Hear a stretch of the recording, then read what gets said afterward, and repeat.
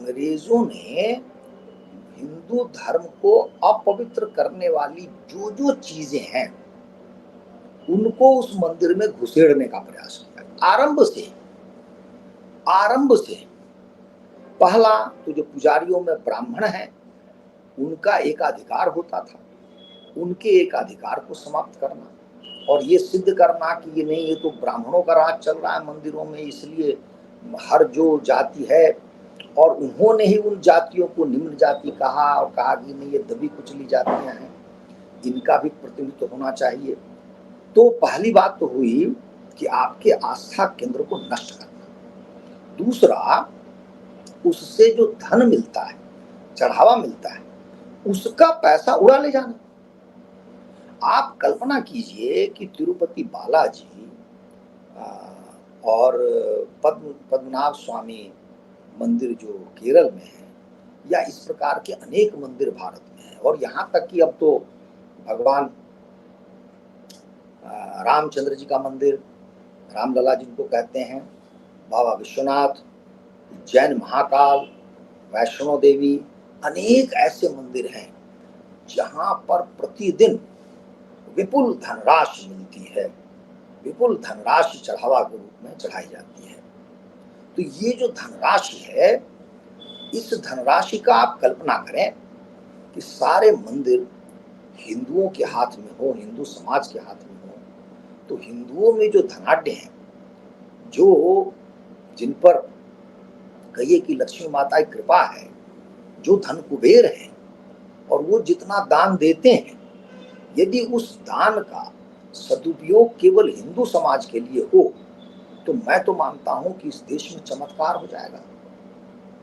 अर्थशास्त्र का छात्र होने के नाते मैं कह सकता हूं कि सरकार को तो छोड़िए, कुछ ही वर्षों में हिंदू समाज से न केवल निर्धनता, दरिद्रता समाप्त हो जाएगी, बल्कि हिंदू समाज एक समृद्ध समाज के रूप में जाना जाएगा। उसी प्रकार शिक्षा के क्षेत्र में यदि मंदिरों को स्वायत्तता दे दी जाए, यदि मंदिरों को अधिकार दे दिए जाएं, तो सारा हिंदू समाज शिक्षित हो जाएगा। और यह अतीत में ऐसे हुआ करता था, बलशाली हो जाएगा हिंदू समाज, क्योंकि ये मंदिर ही हैं जिनके आसपास के अखाड़ों में लोग कुश्ती लड़ते थे, तलवारबाजी करते थे और अनेक प्रकार की कला, युद्ध कला सीखते थे। उसी प्रकार से मनोरंजन है, उसी प्रकार से अन्य कलाएं हैं, नृत्य कला है और चित्रकला है और वाक्पटुता है, वहाँ पर कहिए शास्त्रार्थ करना है, ज्ञान है, विज्ञान है, सबका केंद्र मंदिर हुआ करते थे। तो आप कल्पना करें ऐसा हो तो क्या होगा। तो अंग्रेजों को ये पता था कि हिंदू समाज तो बलशाली समाज है, ये और भी बलशाली हो सकता है, तो उसके बल को, उसकी कमर को, उसके मेरुदंड को तोड़ने के लिए उन्होंने मंदिरों पर आधिपत्य जमा लिया। 1863 में जिस कानून को बनाया गया, निरंतर उस कानून में और भी उसको कहिए कि मजबूत किया गया और भी कड़ा किया गया, सशक्त किया गया। जैसे मैं बता रहा हूं कि इस जाति का प्रतिनिधित्व होना चाहिए, उस जाति का होना चाहिए, यह काम 1925 में हुआ, उसी एक्ट में संशोधन करके। अब प्रश्न ये उठता है कि अंग्रेजों की ये नीति थी कि हम सब ईसाई बन जाएं, और इसके पीछे ईसाई मिशनरियों का बड़ा जोर था, बड़ा बल था।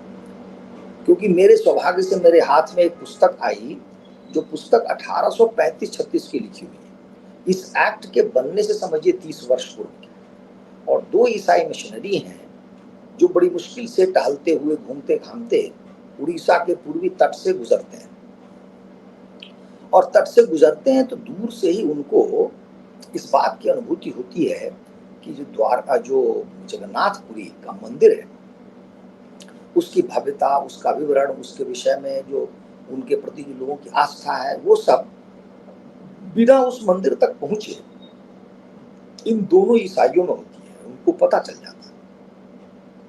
उन्हीं दोनों ईसाइयों ने पुस्तक लिखी है, छोटी सी पुस्तक है, और उस पुस्तक में उन्होंने यह कहा है कि यदि जगन्नाथपुरी मंदिर को ध्वस्त कर दिया जाए या इसकी पवित्रता नष्ट कर दी जाए, या किसी तरीके से सिद्ध कर दिया जाए कि ये व्यर्थ का मंदिर है, तो उन्होंने दावा किया था कि हम दोनों पूरे भारतवर्ष को ईसाई बना सकते हैं।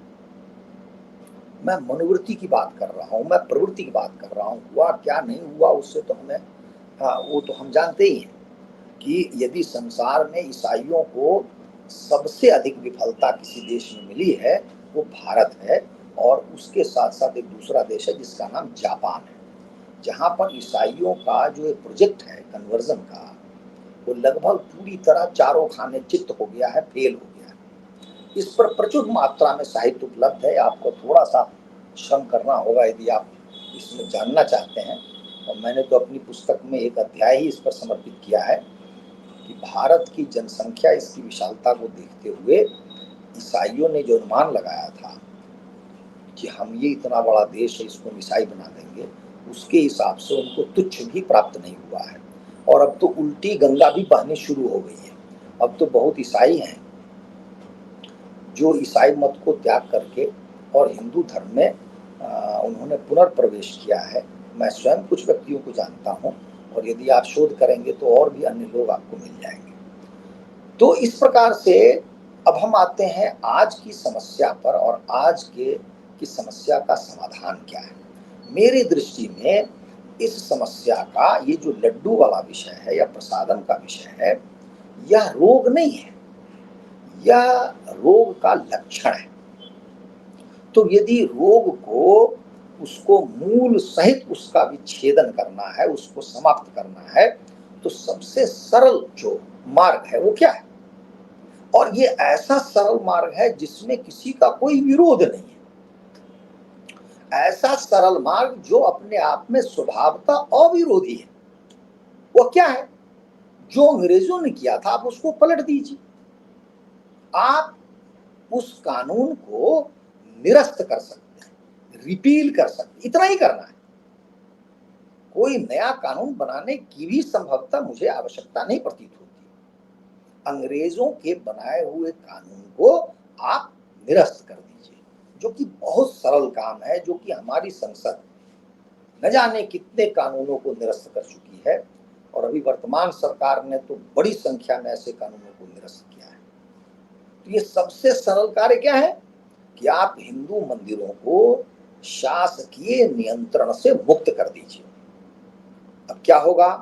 अब वो हिंदू समाज चलाएगा, उसको चाहे वो ट्रस्ट के रूप में चलाए या धर्मादा संस्था के रूप में चलाए, जैसे चलाए। वहाँ जो उनको चढ़ावा मिलेगा, जो धन मिलेगा, उसका प्रयोग वो हिंदू के लिए करेंगे।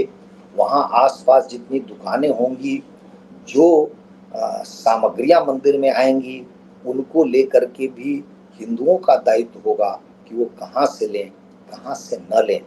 ये जो क्या करें क्या न करें, इनकी विवेकपूर्ण कार्य जो है ये केवल हिंदू समाज ही कर सकता है, और ऐसे ही संसार का हर समाज करता रहा है और हिंदू समाज भी करता है।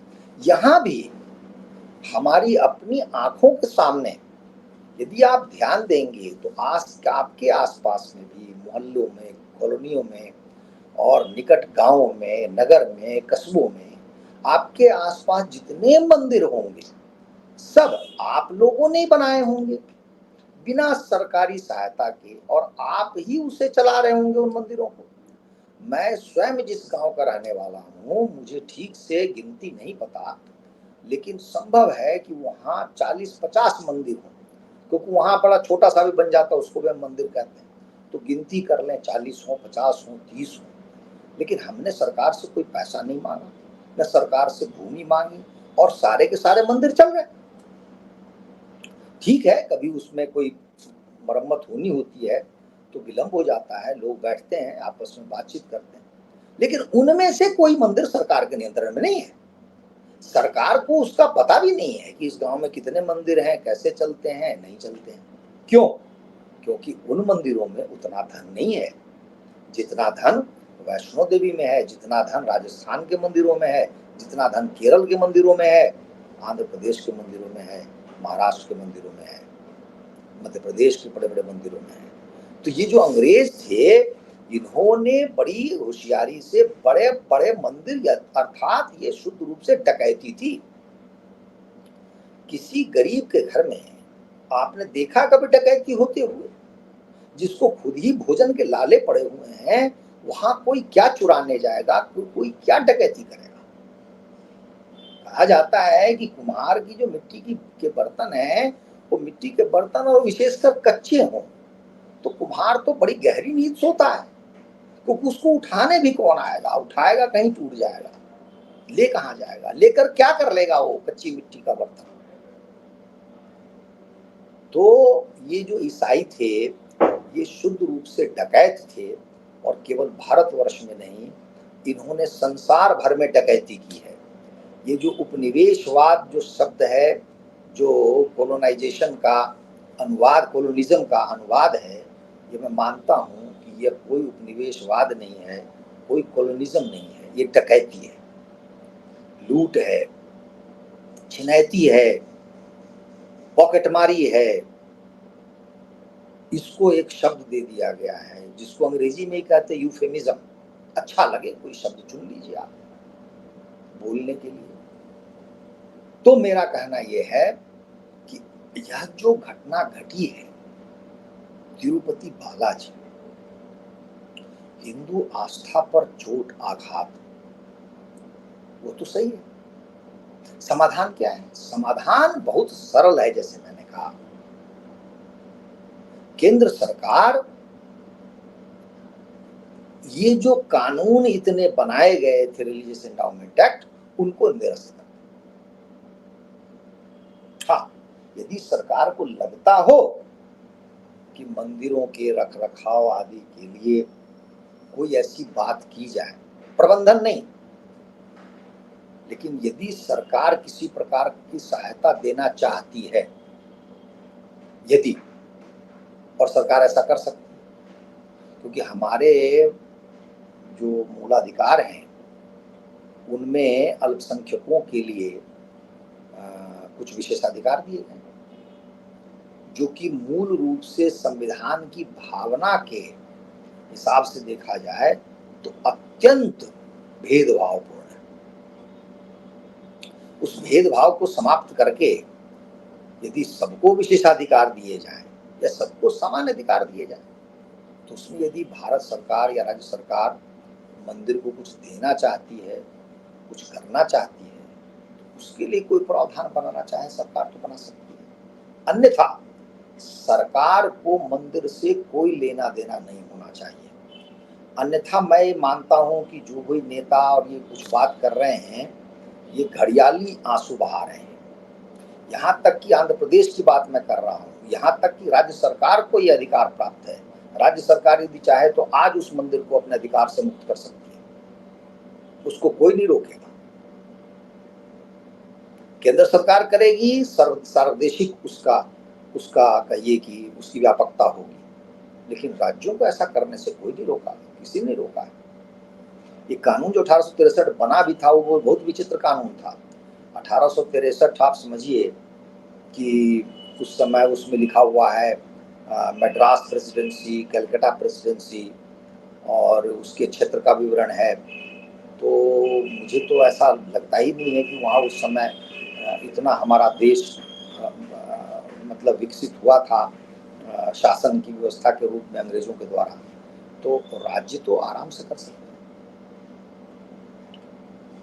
तो मैं ये मानता हूँ अंततोगत्वा यह ईश्वर प्रदत्त अवसर है, सुअवसर है, जिसका उपयोग करना चाहिए, और हम सभी हिंदू इसकी मांग करें। यह हमारी एकमात्र मांग होनी चाहिए। और मैंने कहा कि यह अविरोधी कार्य है। क्यों अविरोधी है? इससे किसी मुसलमान को कष्ट नहीं है, किसी ईसाई को कष्ट नहीं है, किसी भी दूसरे मजहब पंथ वालों को इससे कोई कष्ट नहीं है। ये हिंदुओं का विषय है, और हिंदू आपस में विचार करके ये मांग कर रहे हैं कि सरकार उससे दूर हो जाए। तो शेष के लिए तो सरकार वैसे भी दूर है, मस्जिद पर कोई अधिकार नहीं है, चर्च पर कोई अधिकार नहीं है। तो यदि हम ऐसी मांग करते हैं, यह बहुत ही निर्दोष मांग है, लेकिन अब पूरे बलपूर्वक हमें मांग करनी चाहिए कि यही समय है, सही समय है, उचित समय है, अनुकूल समय है, जब इस तरह के विभेदकारी और हिंदू धर्म को भ्रष्ट करने वाली, हिंदू धर्म को कमजोर करने वाली, हिंदू आस्था पर आघात पहुंचाने वाला जो कानून है उसको निरस्त किया जाए, समाप्त किया जाए और सदा के लिए इस समस्या का समाधान हो जाएगा। तो इसी बिंदु पर, इसी मोड़ पर मैं अपनी वाणी को विराम देता हूँ और आशा है आपको यह वार्ता अच्छी लगी होगी।